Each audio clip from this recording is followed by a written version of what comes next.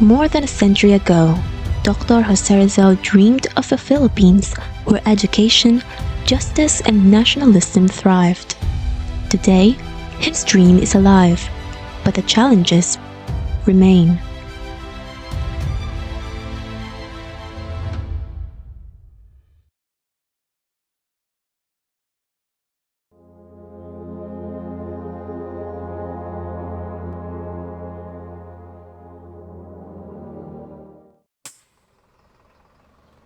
Our history is a tapestry woven with stories of struggle, pain, and resilience.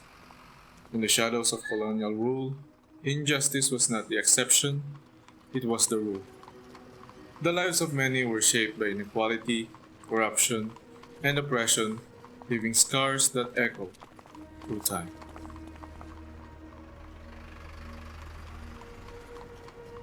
Inequality was entrenched in every aspect of life. Women, deemed unworthy of education, were denied the opportunity to learn. Their aspirations were dismissed, their potential stifled by rigid societal norms. A young girl hiding a book to escape condemnation symbolized defiance in a world that sought to silence her. Even in places meant to nurture hope, corruption found its way. In classrooms where knowledge should have flourished, some teachers exploited their power, demanding bribes in exchange for passing grades. Kailangan mo yun. Guys, kung mo humingi ng dagdag para sa akin. Alam mo naman ang patakaran dito. Pag bagsak na. Pero may isang paraan. Ano po yun, girl? Ganun po ba, girl? Ito po yung sarap. Pamabalan. Naman po, girl. The trust between mentor and student was broken, tarnishing the sanctity of education. Dr. Jose Rizal believed that education was the foundation of freedom and progress. Yet for many, this ideal remained out of reach. Children from poor families walked for miles to attend school, studied under the dim glow of candles, and faced each day with hunger and determination. Ay, papasok na ho kami. Ako, pasensya na eh. Wala kasi akong kaibigan.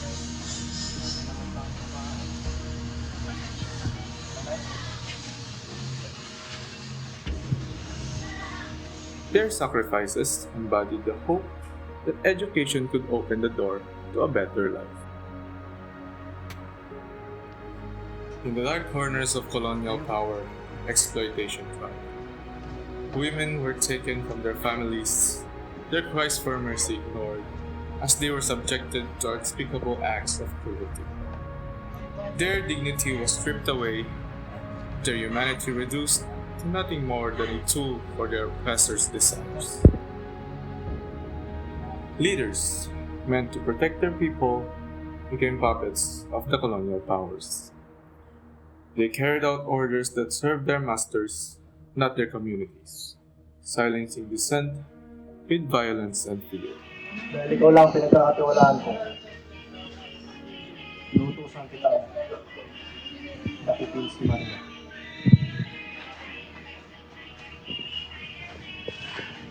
Aalis ka.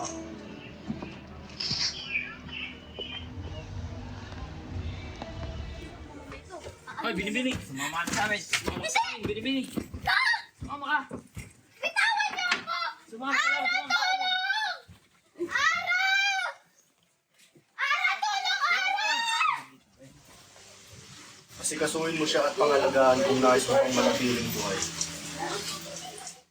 Justice was a fleeting ideal, sacrificed at the altar of control and power. The struggles of the past are not mere stories. They are reflections of a time when oppression reigned and hope was a quiet, persistent flame. Through these challenges, a nation's spirit endured, and the seeds of change were sown by those who dared to dream of freedom and justice.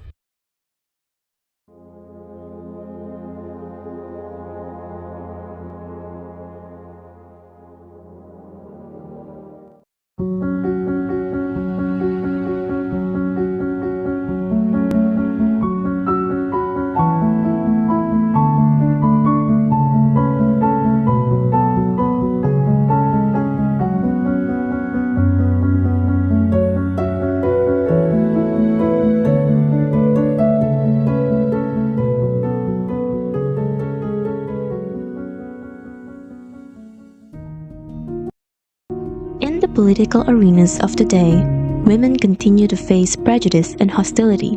A female leader full of determination and vision campaigns to inspire change, yet her efforts are met with scorn. Her abilities are questioned, her resolve mocked as society clings to stereotypes that refuse to fade. Walang karapatang mamunong babae sa lipunan. Ang korupsyon po ay hindi titigil sa ating bansa. Not even during our lifetime.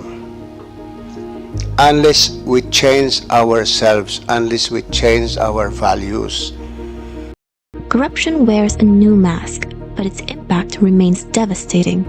Barangay projects meant to improve communities are left incomplete as public funds disappear into private hands. Roads remain broken, promises unfulfilled, and trust eroded as leaders prioritize personal gain over public service. Uy, Kapitan, kinulang tayo sa materyales eh.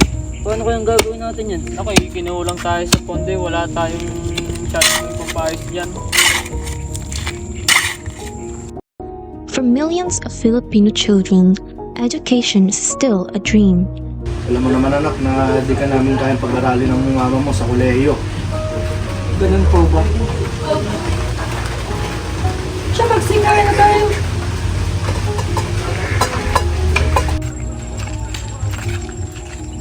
Hindi ako makapag-aral ngayong taon. May pinag-aral pa ako 2 kapatid eh. Ako nga, hindi makakapasok ngayong taon. Hindi kaya ng budget ng pamilya ko. Underfunded schools and a lack of resources further widen the gap between potential and reality. Within homes where love and safety should prevail, abuse festers in silence. A young girl cries for help as the very person meant to protect her becomes her oppressor.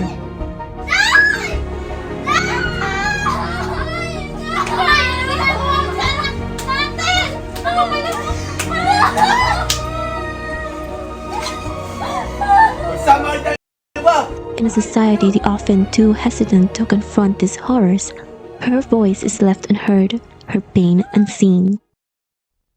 Human rights groups and families of victims of the Duterte drug war held a press conference this morning.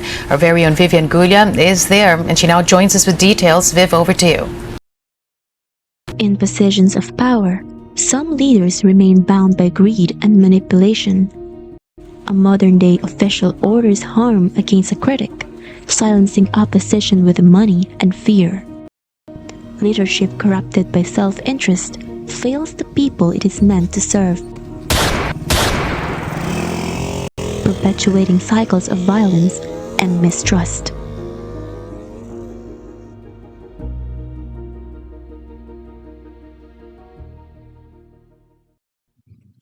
Today, we are given the power to make a change.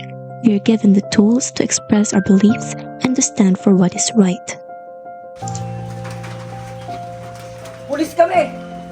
Inuhuli ka namin sa kasong sexual harassment. We can and should use the opportunity and freedom given to us by the people of the past to fight and not lose hope in our country, especially during times when everything seems to be falling apart. Because even back then, Rizal believed in the people who fought for the country who were once ignorant and blind to the truth. The past And present are intertwined. together we can shape a future where the ideals of freedom Equality, and justice are not just remembered, but lived.